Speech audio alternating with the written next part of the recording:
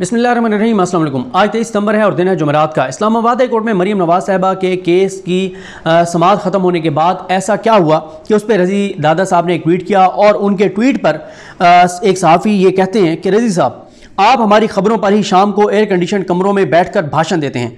सड़क छाप सहाफ़ी भाड़े का टट्टू नहीं होता और ना वो भड़वा गिर होता है। इंतहाई सख्त ट्वीट क्यों किया, बताता हूँ आपको। मरीम साहबा के केस की समाअत खत्म हुई। उनके साथ आपको पता है उनके अरकान बहुत से आते हैं पार्टी के, और खासतौर पे वो अरकान जो इलेक्टेड नहीं होते, जो इलेक्शन लड़के नहीं आते होते, बल्कि सिलेक्टेड होते हैं। मखसूस नशस्तों पर आने वाली खवातीन, मखसूस नशस्तों पर आने वाले लोग, सेनेटर बनने वाले लोग, वो ज़्यादा आते हैं और या हारे हुए लोग आते हैं। जो भी इलेक्शन लड़के आने वाले हैं वो ज़ाहिर है शहबाज शरीफ के बयानी के साथ अक्सरियत उनकी जो ये समझते हैं कि फ़ौज मुखालिफ बयानी नहीं होना चाहिए, मफामत होनी चाहिए, मजामत नहीं होनी चाहिए, इदारों से बातचीत करनी चाहिए। फ़ौज दुश्मनी के बयानी के साथ हम इलेक्शन नहीं लड़ सकेंगे। और जिन्होंने इलेक्शन लड़ना नहीं है, जिन्होंने मखसूस नशस्तों पर आने, वो कहते हैं क्या टेंशन है, फ़ौज को गालियाँ दो, पाकिस्तान को बुरा भला कहो, जो भी मर्जी को। अच्छा, अब होता यह है कि मरीम साहबा जैसे ही कमरा अदालत से निकलती हैं, उनके साथ दर्जनों लोग होते हैं पार्टी के। उनमें कुछ कारकुनान भी थे, कुछ उनके पार्टी के आम लोग भी थे, कुछ अरकान असम्बली भी थे। तो ये सब जाते हैं। अब जब ये गेट से निकल रहे होते हैं तो वहाँ पे अक्सर धक्कम पेल हो जाती है। ये रूटीन की बात है, जब ज़्यादा लोग होते हैं तो धक्कम पेल होती है। और मरीम साहब जिस दिन आती है उस दिन ज़ाहिर है बहुत रश होता है, बाहर कारकुनान की बहुत बड़ी तादाद होती है, गेट के बाहर भी। वहाँ पे जब, क्योंकि ज़ाहिर है बहुत सारे लोग तस्वीर बनवाना चाह रहे होते हैं, तस्वीर बनवाते हैं, फिर वो ट्वीट करते हैं, फेसबुक पे लगाते हैं कि मरीम साहब के साथ हम खड़े हैं। कुछ वहाँ पे ज़ाहिर है सलाम करने के लिए मरीम साहब को आते हैं, ज़ाहिर है टिकट आगे मिलने हैं 2023 के इलेक्शन में, तो ज़ाहिर है जिन्होंने टिकट लेने हैं वो सारे, और कुछ ज़ाहिर है जो सिंसियर कारकुन होते हैं पार्टी के, जो अपनी लीडरशिप को मिलने के लिए आते हैं, तो मुख्तलिफ तरह के लोग आते हैं। वहाँ पे क्या होता है कि ज़रा भगदड़ मचती है। और उस्मान भाई हमारे रिपोर्टर हैं चैनल 24 के, उस्मान भाई के साथ एक पुलिस वाले की जो है वो तलखी हो जाती है।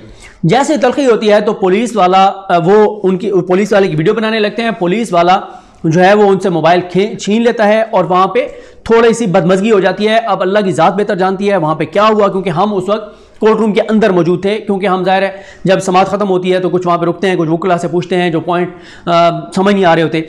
अच्छा, अब होता क्या है कि जब बाहर ये होता है, पुलिस वाले उनसे मोबाइल छीन लेते हैं, तो फ़याज़ महमूद साहब, जिनके यूट्यूब चैनल पे जिनको आप देखते हैं, और फ़याज़ महमूद साहब, साकिब बशीर साहब, उन दो, वैसे तो 8-10 लोग हैं, सुहेल रशीद साहब हैं, हुसैन साहब हैं, आमिर सईद अब्बासी साहब हैं, और मैं बहुत सारे दोस्तों के नाम जो है वो ज़ाहिर है मिस कर जाऊँगा। वैसे तो इस्लामाबाद कोर्ट में बहुत से रिपोर्टर हैं जो रेगुलर हैं, जाते हैं, लेकिन यूट्यूब क्योंकि ये दो रेगुलर करते हैं इसलिए मैं इन दो का आपको बता रहा हूँ कि ये ज़्यादा आप इनको देखते रहते हैं। अच्छा, अब क्या होता है कि फ़याज़ महमूद साहब जाते हैं, पुलिस वाले से बात करते हैं और मामला ठंडा करने की कोशिश करते हैं, और उस्मान भाई को मोबाइल उनका वापस मिल जाता है। उसके बाद फिर जब ये समाअत ख़त्म होने के बाद भी हम जब जाके कैंटीन में बैठे तो उस वक्त भी साकिब बशीर साहब जो Islamabad high court reporters association के सदर हैं, उनको अचानक जाना पड़ता है। वो जाते हैं वहाँ पे, फिर डीएसपी को बुलाते हैं, डीएसपी को बताते हैं कि आपके पुलिस के एहलकार ने हमारे एक रिपोर्टर के साथ जो है वो बदतमीज़ी की है, मिसबिहेव किया है, जो कि नहीं होना चाहिए था। तो उस पर डीएसपी साहब कहते हैं कि वो सीसीटीवी फुटेज निकलवाएंगे और आप दरख्वास्त दें, सीसीटीवी फुटेज में आपको साथ बिठाकर देखूंगा, और अगर मेरे पुलिस एहलकार की गलती हुई तो उसको जो है महकमाना कार्रवाई होगी, सजा मिलेगी, तो ये हम मामला देख लेते हैं। अच्छा, ये क्या होता है कि जब मरीम साहबा प्रेस कॉन्फ्रेंस के लिए आगे खड़ी होती हैं तो पीछे भगदड़ सी मचती है। तो वो यही भगदड़ थी, क्योंकि वहाँ पे ज़रा आप समझेंगे ज़रा तसादुम की सूरत हाल थी, ज़रा धक्कम पेल था, जो भी वो वहाँ पे हुआ। अच्छा, अब इस पे रज़ी दादा क्या ट्वीट करते हैं, और इस ट्वीट से आपको अंदाज़ा होगा कि ये लोग किस तरह से बयानियाँ बनाते हैं। इनकी आपको मैंने वाक़या बता दिया कि वाक़या क्या हुआ, और इनकी इंफॉर्मेशन का लेवल क्या है, इनकी आप तहकीकाती सहाफत जो ये खुद को सहाफ़ी कहते हैं उसकी बुनियाद क्या है, और ये जो फौज के खिलाफ बयानियां बनाते हैं मुख्तलिफ खबरों की बुनियाद पे, वो सारी की सारी खबरें इसी तरह की होती हैं जिस तरह की आज ये खबर थी। रज़ी दादा ट्वीट करते हैं, रिजवान रज़ी साहब, ड्यूटी पर भेजे गए सहाफ़ी नुमाओं, लफ्ज़ गौर कीजिएगा, ड्यूटी पर भेजे गए सहाफ़ी नुमाओं ने मरियम नवाज शरीफ की इस्लामाबाद हाई कोर्ट के बाहर मीडिया टॉक के मौके पर एक दूसरे का गिरबान पकड़कर माहौल बना डाला। नंबर 1, सहाफ़ी नुमाओं, यानी वो सहाफ़ी नहीं थे। और आपको इंटरेस्टिंग बात तो आगे चल के बताता हूं। दूसरी वो बात क्या कहते हैं कि एक दूसरे के साथ उन्होंने एक दूसरे का गिरबान पकड़कर माहौल बना डाला। और क्यों माहौल बनाया? अब बस इसी तरीके से अपोजिशन को रोका जा सकता है।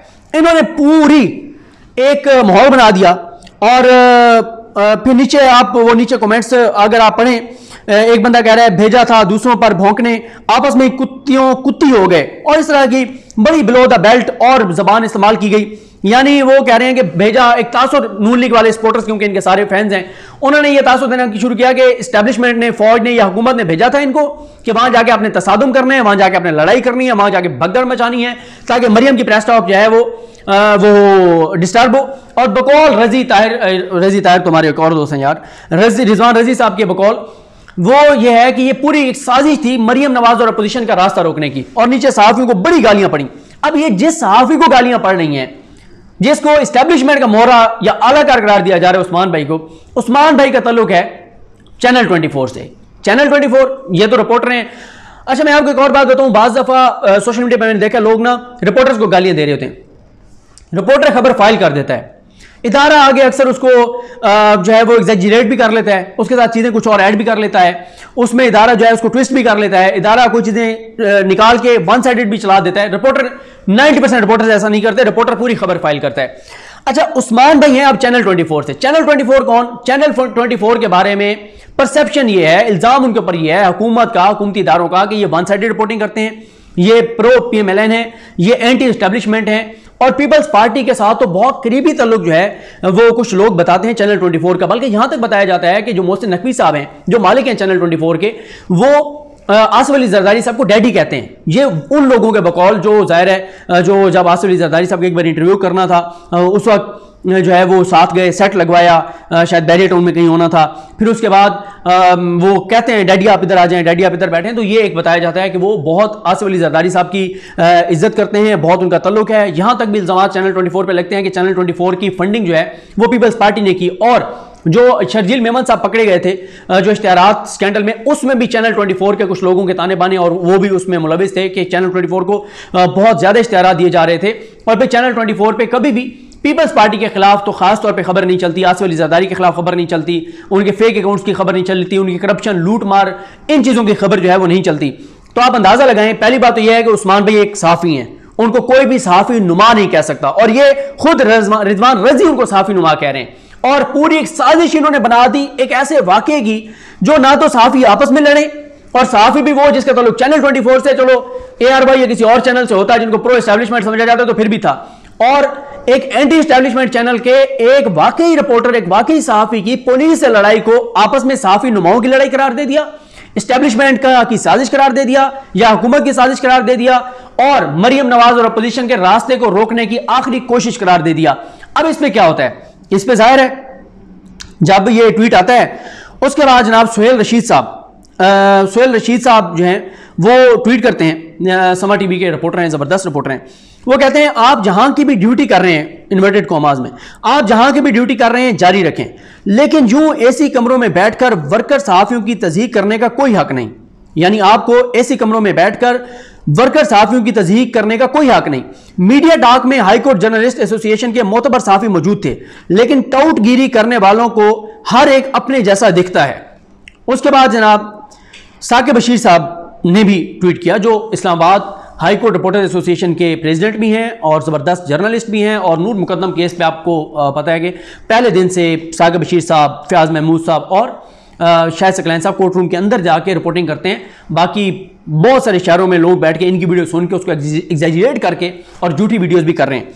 उसके बाद जनाब साकिब बशीर साहब कहते हैं बेहतर होता कि आप कोर्ट रिपोर्टर्स, और उन्होंने लिखा है फील्ड रिपोर्टिंग करने वाले यानी जो हैं, उन पर बेजा फतवा और इल्जाम लगाने से पहले किसी को कॉल करके हकायक मालूम कर लेते।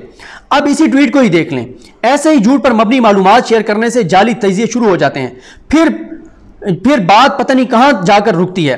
अब मुझे बताएं, और सबसे जो सख्त ट्वीट, अच्छा इस पे उन्होंने भी, हुसैन अहमद चौधरी साहब ने भी ट्वीट किया, उन्होंने कहा कि सॉफ्टवेयर की तब्दीली के बाद अक्सर लोग बैकी बातें करने लग जाते हैं। रिजवान रजी को कोट करके लिखा।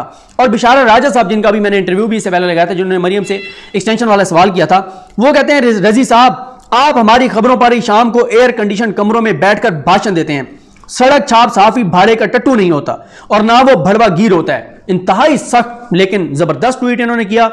तो ये जनाब आपको मैंने बताया है, ये दोनों साइडों से ऐसे हो रहा है। प्रो पीटीआई और प्रो एस्टेब्लिशमेंट यूट्यूबर्स और सोशल मीडिया एक्टिविस्ट भी बहुत सारे ये काम करते हैं, एंटी भी ये काम करते हैं। अब देखें रिजवान रजी के इस ट्वीट की बुनियाद क्या थी, एक बंदे से उन्होंने नहीं पूछा, और उनके ट्वीट के ऊपर पूरी एक बहस छिड़ गई, पूरी एक कैंपेन चल गई कि पूरी एक गेम। अब होता क्या है, उनके इस ट्वीट पे क्या होगा, कोई ना कोई यूट्यूबर देखेगा जो एंटी एस्टेब्लिशमेंट है, वो पूरी इसके ऊपर एक वीडियो कर देगा। उसकी वीडियो सुन के एक और बंदा जिसने घर बैठ के वीडियो करनी है, जो फील्ड में नहीं जाता, जिसके पास कंटेंट नहीं है, वो उसको थोड़ा सा चेंज करके वो अपनी वीडियो कर देगा। 5 वीडियोस आएंगी फौज के खिलाफ और पूरा एक बयानिया बनना शुरू हो जाएगा। इसलिए मैं कहता हूं, और इसी तरह से प्रो पीटीआई और प्रो एस्टेब्लिशमेंट भी यही होता है। मैं तो अक्सर कहता हूं कि एस्टेब्लिशमेंट को, इदारों को खास तौर पे, बहुत सारे ऐसे लोग हैं जिनके आगे हाथ जोड़ के कहना चाहिए कि यार अल्लाह का वास्ता है, हमसे तुम वैसे को पैसे जैसे ले लिया करो, लेकिन हमारे हक में जिस तरह की तुम वीडियोस करते हो, ऐसी ऐसी चीजें बना के लाते हो और ऐसा ऐसा झूठ बोलते हो कि, और फिर बदनाम फौज होती है। फौज को ये कहा जाता है कि फौज के ये लेवल आ गया है कि ये बंदा जो है ना, वो आप देखें जी, वो फौज के हक में ये वीडियो कर रहा है और फौज इल्जाम लगा रहा है और फौज ये करवा रही है।